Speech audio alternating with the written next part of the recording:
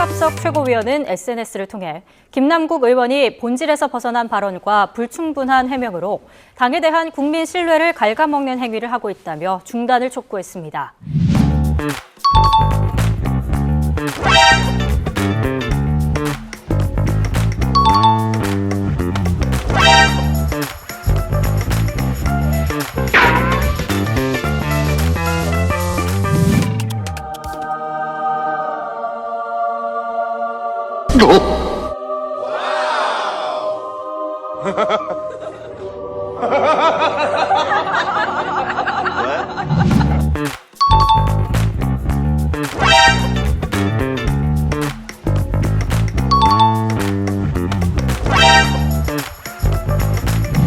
도로교통법입니다. 사기, 벌금. 특히 2003년 5월에 음주운전으로 벌금 300만 원, 2003년 7월에 사기죄로 벌금 300만 원을 선고받으셨습니다. 제가 의아한 것은요, 더불어민주당의 공직 후보자 결격 사유에 혹시 해당되지 않지 않습니까? 어떻게 검증 과정을 통과한 겁니까? 음주 문제는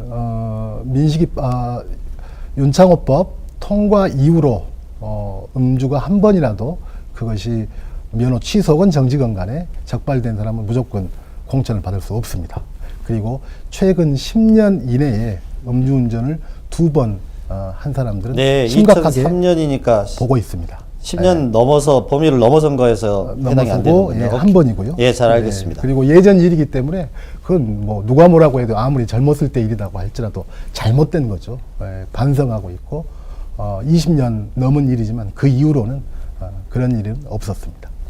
혹시 공천관리위원회 면접 때 이 관련된 질문을 받으셨습니까? 당연히 있었을 것 같은데요. 아니요, 질문 받지 않았습니다. 오래된 전과라고 하더라도 음주운전들 피해자와 가족들을 생각하면은 제가 생각할 때는 평생 자숙하면서 살아야 될 범죄라고 생각합니다. 음주운전 때문에 피해를 보거나 본 가족들이 우리 공직 후보자로 나서는 것에 대해서 특히 정의로운 도시 광주에서 그런 전과 가진 분들이 자기 대표로 나서는 것에 대해서 시민들이 어떻게 생각할까 한번은 곰곰하게 이건 생각을 해봐야 될 사안일 것 같습니다.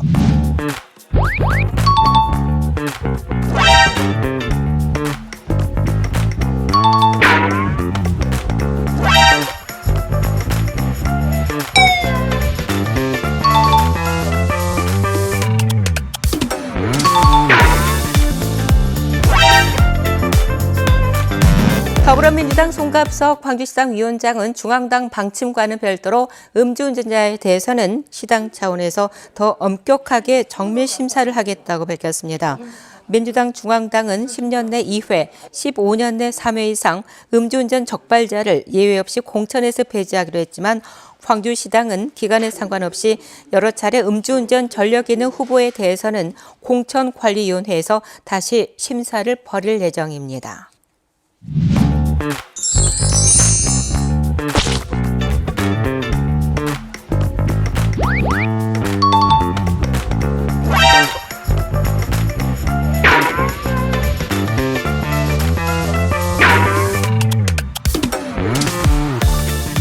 우리 당의 이미지를 철저하게 실추시키고 있죠. 그래서 과감하게 저는 뭐 출당 조치까지도 과감하게 저는 해야 된다라고 생각합니다. 이재명 대표가 그런 결단을 내릴 수 있어야 된다. 저는 그런 결단을 내려도 내일 아무 일도 안 일어난다고 생각합니다. 제왕적 총재라고 불렸던 총재 시절에도 이런 경우는 없었다라고 어떤 경우를 말씀하십니까?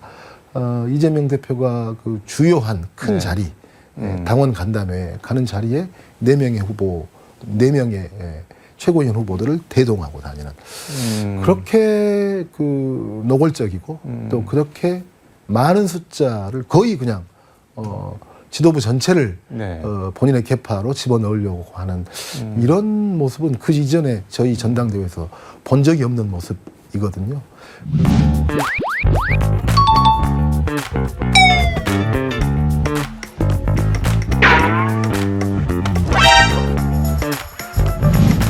정당의 공천 과정은 투명성과 공정성이 가장 중요합니다. 그런데 현재 민주당 광주시당의 공천 과정을 보면 투명성과 공정성이 많이 결여되어 있습니다.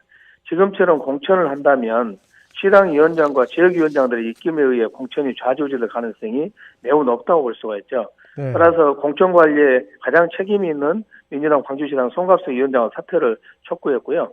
이 공관위원 명단을 공개하라고 저희가 3월 말에 요구를 했는데 네. 타 지역은 지금 공관위원 명단을 거의 다 공개를 하고 있거든요. 타 근데 지역이란 유독 건? 광주시당과 전남도당만 공개를 하지 않고 있습니다.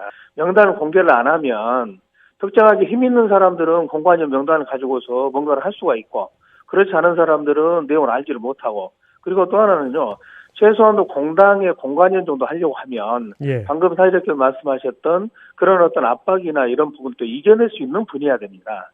그렇지 않은 분들이 만약에 공관위원에 들어가서 일을 한다고 한다면 예. 누군가 보이지 않는 손이나 입김이 센 사람이 뭔가 부탁을 했을 때 그 누군지 짐작이 되죠. 그동안의 과정들을 보면 그분들이 짐작을 할 때 그걸 버텨낼 수 있겠습니까?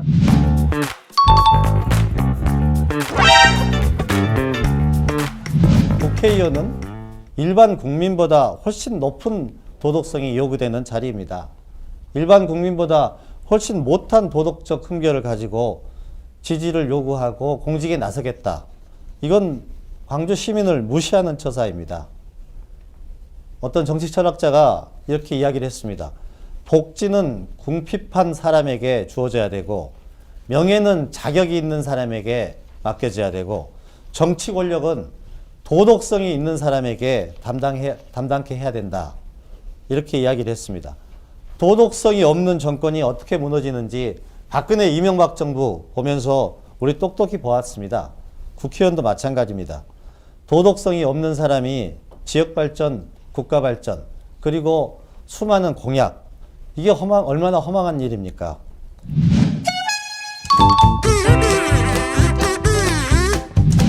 너나 잘하세요.